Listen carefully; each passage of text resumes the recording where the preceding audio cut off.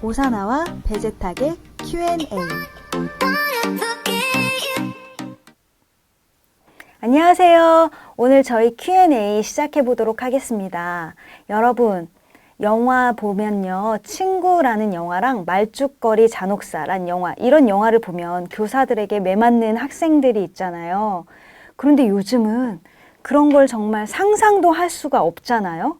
그렇죠. 굉장히 이거는 요즘으로서는 상상할 수 없는 일이죠. 그런데 이제는 이 상상하지도 못하는 일보다도 더한 일들이 벌어지고 있다고 합니다. 그 일이 과연 무슨 일일지 오늘 한번 알아보도록 하겠습니다.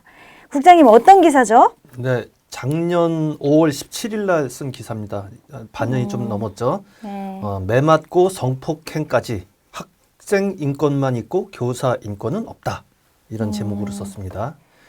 자, 이게 무슨 얘기냐 하면은 일단 이제 제가 어렸을 때만 해도 네. 교사 선생님 그러면은 뭐 왕이죠, 왕. 예? 군사부 일체 그래가지고 아버님과 임금님하고 선생님을 같은 동급으로 놨으니까.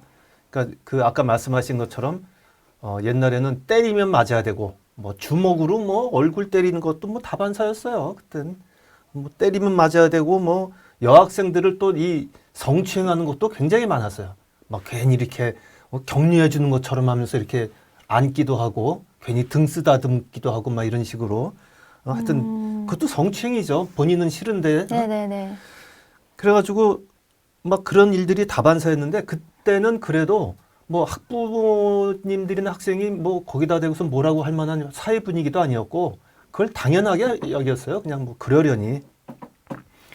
그리고 어떤 경우에는 이제 좀 심한 경우에는 도대체 이게 사랑의 매인지 폭행인지 모르는 경우도 많이 있었어요. 말로는 사랑의 매라 그러는데 왜 이렇게 애들을 때리는지. 근데 애들을 막 학생들을 때리는 데는 남녀의 구별이 없었습니다. 여선생님이 들 때린다? 전혀 아니었어요. 전혀 아니었어요. 그럼에도 불구하고 학부모님들은 그 선생님들한테 잘 보이려고 뭐 천지도 주고 막 선물도 갖다 주고 옛날엔 그 아주 심했잖아요. 또 어떤 그 질이 안 좋은 선생님들은 얼마나 받느냐에 따라 학생들을 대놓고 차별을 하고 그런 게 많았죠. 그래서 그런지 이제 최근에 그 조사를 했습니다. 여기 보면은 성인 남녀 62%는 스승의 날에 감사 인사를 전하고 싶은 인생 스승이 없다. 그러니까 취업 포털 인크루트가 15일 스승의 날을 맞아 성인 1,000여 명을 대상으로 조사한 결과 62%, 10명 중 6명이 감사 인사를 전하고 싶은 스승이 없다. 아예 이런 충격적인 얘기를 했어요. 생각해보면 우리가 유치원에서부터 대학교까지 뭐 혹은 대학원까지 수백 명의 스승을 만납니다. 뭐 수백 명이 넘을지도 모르겠어요. 안 세어봐서. 근데 그 수백 명의 스승을 만났는데 한 명도 감사 인사를 전하고 싶은 스승이 없다. 이거는 그럼 그 교사들의 자질이나 행동에 그만큼 문제가 많았다는 얘기죠. 네, 얼마나 그 선생님들이 못되게 굴었으면 대부분의 선생님들이 자질이 부족했으면 이랬을까 했는데 근데 이제 시대가 바뀌다 보니까 이게 역전이 됐습니다. 학생 인권을 막 강조를 하다 보니까 거꾸로 교권이 망가지는 거예요. 교사가 가리키는 그 권리가. 여기 좀 잠깐 있겠습니다. 이종배 자유한국당 의원이 교육부로 제출받은 2013에서 18년 교권 침해 현황에 따르면 최근 5년간 교사가 학생으로부터 성폭력 등을 당하는 악성 교권 침해 사례가 큰 폭으로 늘어났다. 그러니까 학생으로부터 매맞는 교사가 2018년에 165건이에요. 그냥 뭐 그 방학 빼고 뭐하 그러면 다 빼면은 거의 쉬는 날 빼고 그러면 하루에 한 건씩 발생을 했다는 얘기입니다. 학생이 선생님을 때리는 게. 근데 예전에는 스승 선생님 그림자도 못 밟는다고 그러지 않았어요? 상상도 못한 근데 일이죠. 어떻게 때려요? 아니, 그러니까요. 그리고 네. 그런데 가해 학생이 당한 가장 강력한 처분인 퇴학 조치는 겨우 5.4%에 불과했다. 이게 말이 안 되는 얘기죠. 예? 음, 근데 그 성폭력을 뭐 또 당했다. 성폭력 피해는 164건이에요. 이것도 거의 1년에 한 건입니다. 네. 매 맞는 교사도 1년에 아니 하루에 한 건. 네네. 그리고 성폭력도 하루에 한 건. 물론 이제 성폭력이라는 게 뭐 우리가 흔히 생각하는 무슨 강간이나 이런 거보다도 뭐 이제 뭐 언어적인 폭력 혹은 신체적인 접촉 뭐 이런 것들이 다 이제 포함이 된 거죠. 어쨌든 간에 하루에 한 건씩 이런 일이 생기고 있다는 거예요. 선생님이 성폭력을 당하든 얻어맞든. 그래서 요즘은 어떤 경우가 있냐면은 조금만 이제 그 좀 좀 강하게 훈육을 하려고 하면은 네. 막 그 부모들이 막 민원 넣고 난리가 납니다. 이게 학부모에 의한 이 피해가 여기 있지 않습니까? 여기 243건으로 48.5%다. 그러니까 학교가 이제 이런 민원에 민감하다 보니까 네. 일단 선생님 보고 참으라 그래요. 그냥 웬만하면 참으라 그래요. 또 심한 경우에는 학부모들이 소송을 내겠다 하면서 합의금을 요구하기도 합니다. 합의금을.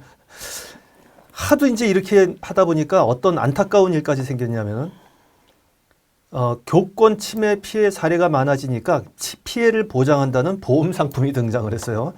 여기 보겠습니다. 한국교직원공제회가 출자한 더케이 손해보험은 교권 침해 피해 특약을 지난 4월 출시했다.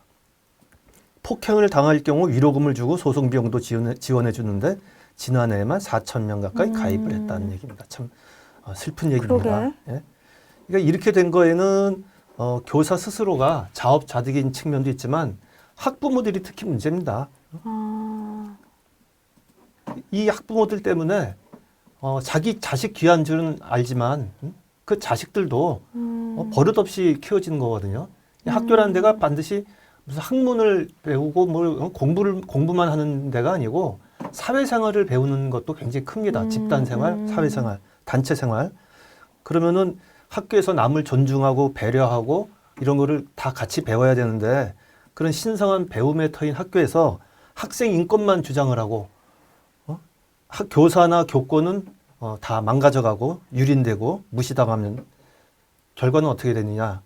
이런 철없는 학부모들 때문에 애들은 버릇없이 커가고 있습니다. 그래서 애들이 요즘 학생들이 좀 버릇이 없다라고 생각되는 측면이 좀 있는데 그 중에 하나가 바로 이런 일 때문이다. 학부모들이 자기 자식만 귀한 줄 알고 조금만 뭐 하면은 그냥 가서 난리치고 학교 막 뒤집어 버린다 그러고 민원 넣고 그래서 자기 자식 뭐 귀한 줄만 알지 왜 버릇없이 키워진다는 생각은 못할까 하는 안타까운 생각입니다. 근데 진짜 인권은 누구에게나 동등하게 존중되어야 된다고 생각합니다. 과거의 악습이 사라지는 것처럼 현재의 악습도 사라져야 되지 않을까 싶으면서요. 존중을 배우지 못하는 사람이 어떻게 좋은 일을 할 수 있을까? 뭐 이런 생각도 들고 서로를 존중하고 존중은 못할지라도 최소한 그래도 스승과 제자 관계에 예의는 지켜야 하지 않을까. 네. 그리고 그럼요. 어쩌다가 이렇게 우리가 옛날에는 정말 하늘같이 봤잖아요. 네. 선생님을. 이렇게까지 된 건지 굉장히 많이 씁쓸합니다. 그럼 두 번째 기사 해보도록 하겠습니다. 여러분, 연말이 되면 기부자들의 이야기가 많이 나옵니다. 정말 아름다운 분들이죠. 따뜻하고 연말을 더 따뜻하게 만들어주시는 분들이 많은데요. 그런데 이렇게 아름다운 선행을 악용하는 사람들이 있다고 하네요. 저도 진짜 이거 보고 깜짝 놀랐어요. 이런 얘기를 처음 들어가지고요. 어떤 얘기일지 여러분 한번 들어보시기 바랍니다. 예. 지난 성탄절 이후죠. 네. 예. 올해 쓰신 기사예요. 이게 최근의 일입니다. 네. 지난달 30일 날 발생한 거니까 정말 한 열흘 전 얘기입니다. 네. 그 전라북도 전주시에는 얼굴 없는 천사라는 분이 계세요. 그래서 그분이 20년째 남몰래 수천만 원씩을 그 주민센터 앞에다가 놔두고 가십니다. 누군지를 몰라요.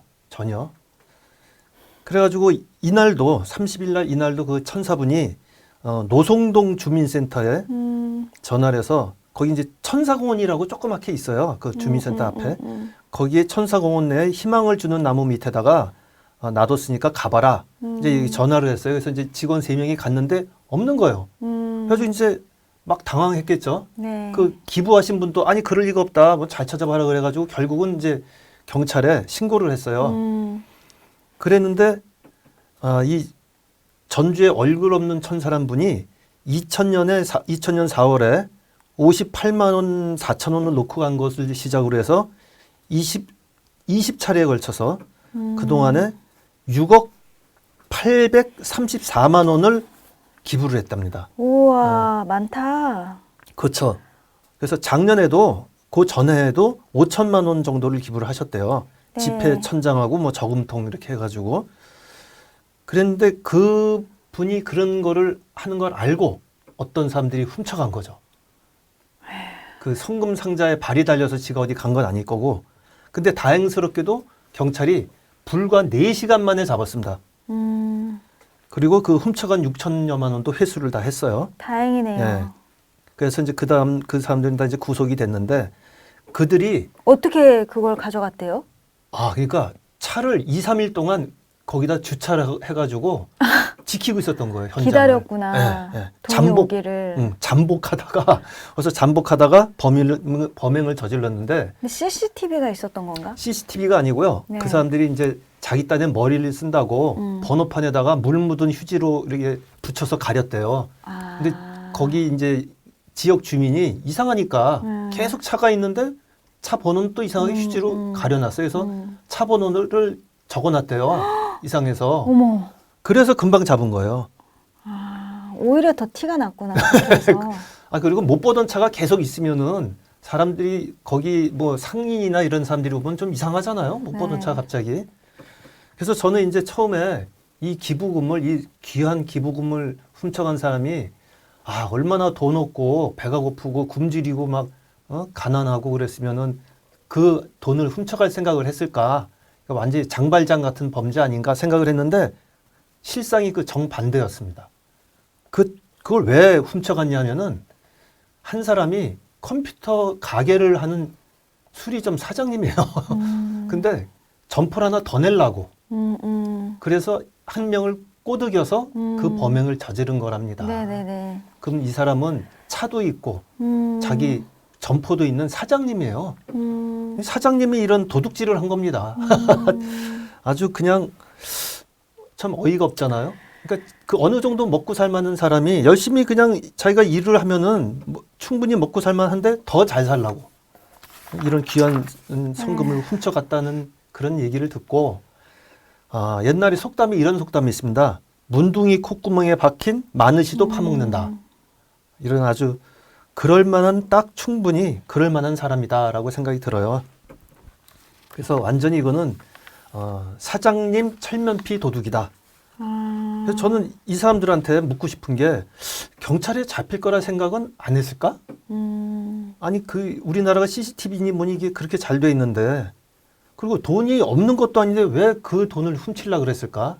네. 참 물어보고 싶은데 어쨌든 오로지 돈 때문에 수단과 방법을 안 가리고 이런 착한 사람들을 악용하는 그런 범죄자들이 올해는 좀 새해에는 없어졌으면 하는 기대를 해보고 있습니다. 네, 지금 이렇게 이 기사를 보고 얘기를 듣다 보니까 예전에부터 있었던 말이 떠오르네요. 인간의 욕심은 끝이 없다라는 말이 떠오르는데요. 우리 모두 정말 야망이든 욕심이든 없는 사람은 없겠지만 욕심을 좀 버리고 힘들고 어려운 사람들을 어떻게 도울 수 있을까? 차라리 그 생각을 오히려 좀 했으면 좋겠습니다. 오늘 저희는 여기까지 하겠습니다. 감사합니다. 네, 고맙습니다. 오사나와 베제탁의 Q&A.